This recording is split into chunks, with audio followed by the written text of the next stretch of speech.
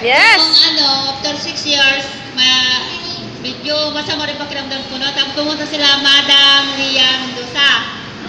Sila ang sa akin noon. Kaya sabi ko naman sa isip ko, subukan ko nga, wala naman masama kung subukan ko. Yes.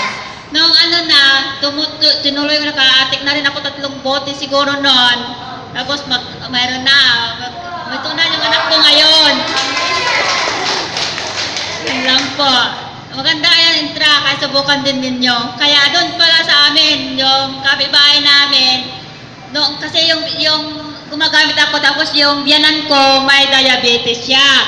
Trinay ko siya, tapos hanggang pahit-pahit lang, hanggang ngayon medyo okay na yun yung mga sugat niya. Tapos yung kapitbahay namin, sabi niya, ano bang ginawa yung biyanan mo, yung ginamot niya, sabi nila. Oh, yung Intra, yung sinubo ko sa kanya, yung Intra na binigay ni Madam Lia, sabi ko. Yes. Kaya, kailan pa yung Madam Lia? Sinabi nung asawa ko sa kanya, kasi nahanap nila, pinapunta lang asawa ko, si Madam Lia doon sa kanila, kaya siguro sinubukan din nila. Yun lang po. Yes.